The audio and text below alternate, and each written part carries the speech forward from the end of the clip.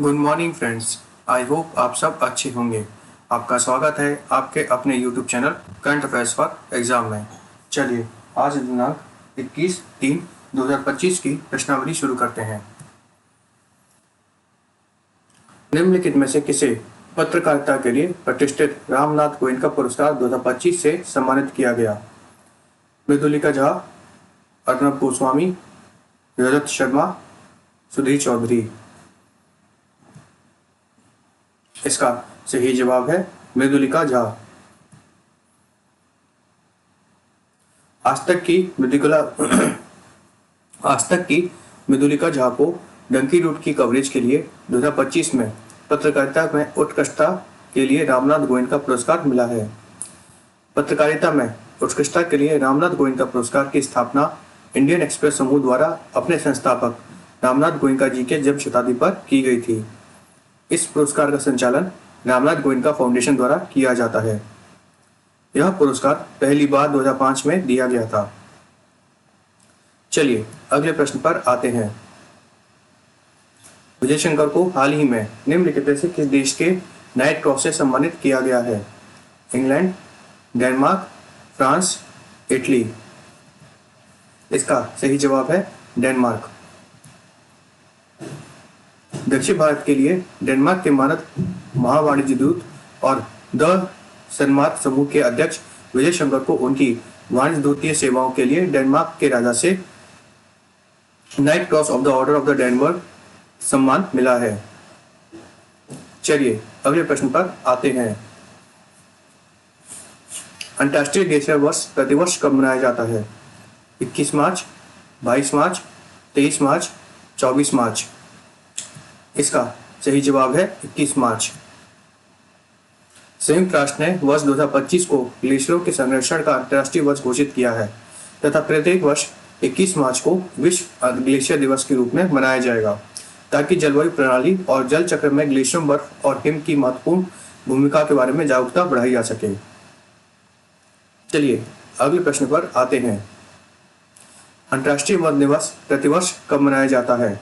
19 मार्च, 20 मार्च, 21 मार्च, 22 मार्च। इसका सही जवाब है 21 मार्च।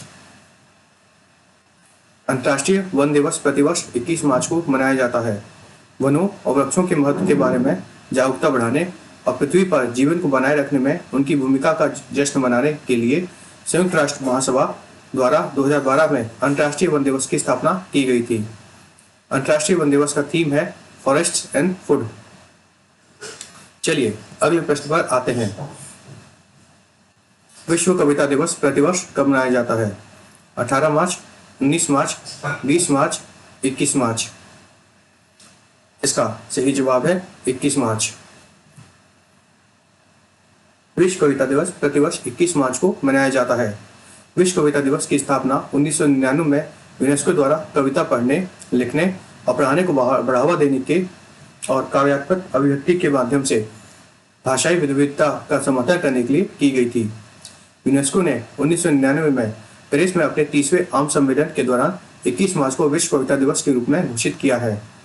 विश्व कविता के लिए 2025 का थीम है poetry as a bridge for peace and incursion.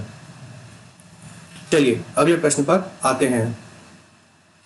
विश्व कठपुतली दिवस प्रतिवर्ष कब मनाया जाता है? 21 मार्च, 22 मार्च, 23 मार्च, 24 मार्च। इसका सही जवाब है 21 मार्च। विश्व कठपुतली दिवस प्रतिवर्ष 21 मार्च को मनाया जाता है। विश्व कठपुतली दिवस कठपुतली को एक वैश्विक कला के रूप में मान्यता देने और दुनिया भर के कठपुतली कलाकारों को सम्मानित करने के दिन है।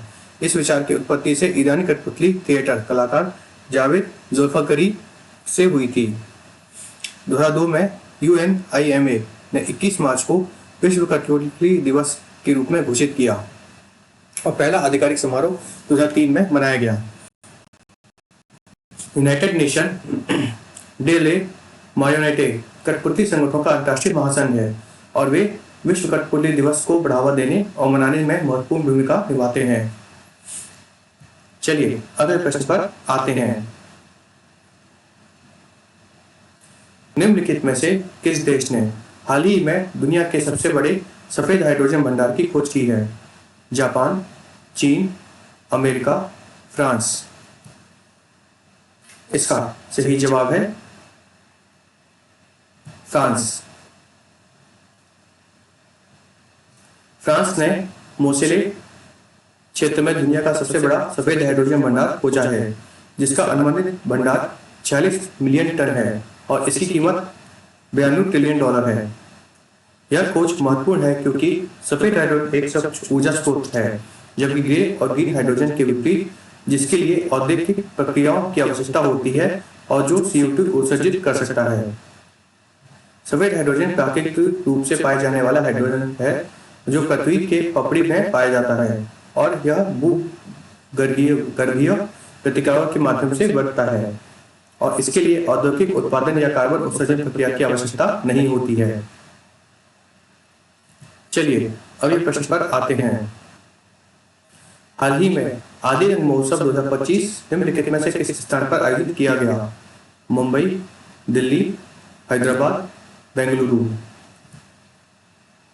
इसका सही जवाब है दिल्ली। हाल ही में दिल्ली में आदि रंग महोत्सव 2025 का आयोजन किया गया। भारत में 500 से ज्यादा आदिवासी समुदाय रहते हैं, जो इसे दुनिया की सबसे बड़ी आदिवासी आबादी वाला देश बनाता है। उनकी आवाज और विरासत को सामने लाने के लिए राष्ट्रीय नाट्य विद्यालय अर्थात नेशनल स्कूल ऑफ ड्रामा आदि रंग महोत्सव के 7वें संस्करण की मेजबानी कर रहा है। चलिए अगले प्रश्न पर आते हैं। निम्नलिखित में से किस देश के राष्ट्रपति ने शिक्षा विभाग को खत्म करने के लिए एक कार्यकारी आदेश पर हस्ताक्षर किए हैं? संयुक्त राज्य अमेरिका, फ्रांस, मैक्सिको, पेरू। इसका सही जवाब है अमेरिका।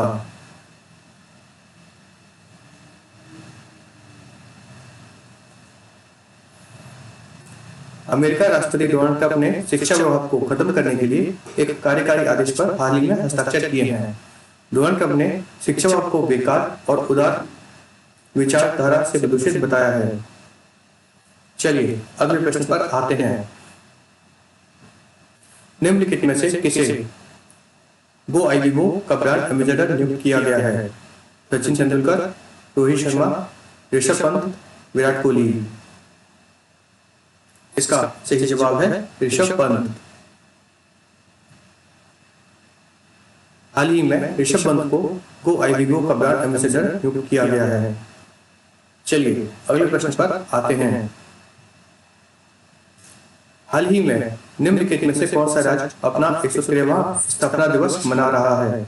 पंजाब, बिहार, तमिलनाडु, असम। इसका सही जवाब है बिहार।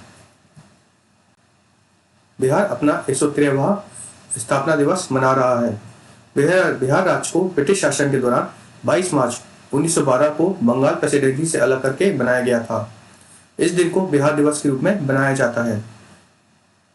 इस वर्ष का आयोजन विषय है उन्नत बिहार, विकसित बिहार। चलिए अगले प्रश्न पर आते हैं। निम्नलिखित में से कौन सा देश 11वीं एशियाई तैराकी चैंपियनशिप की मेजबानी करेगा? Bharat, Japan, Singapore, France. इसका सही जवाब है भारत।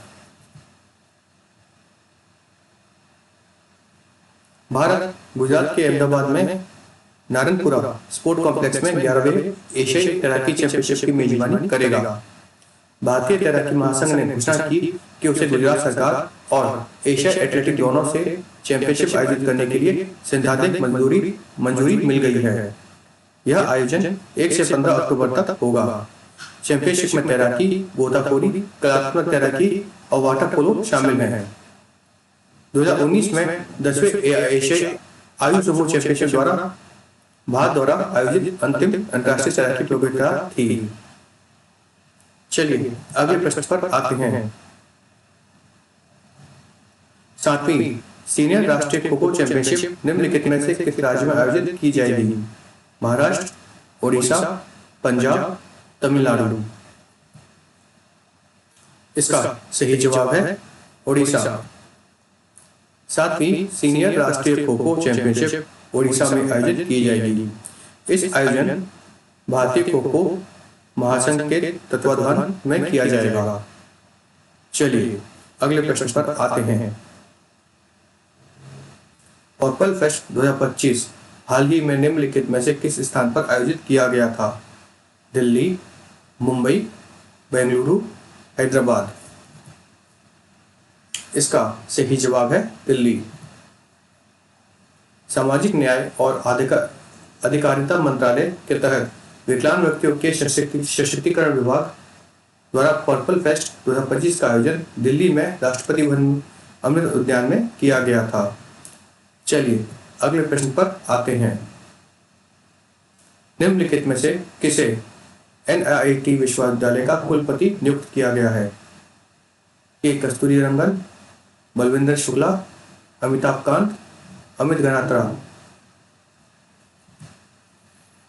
इसका सही जवाब है अमिताभ कांत। अमिताभ कांत को NIT विश्वविद्यालय का चांसलर नियुक्त किया गया है। चलिए अगले प्रश्न पर आते हैं।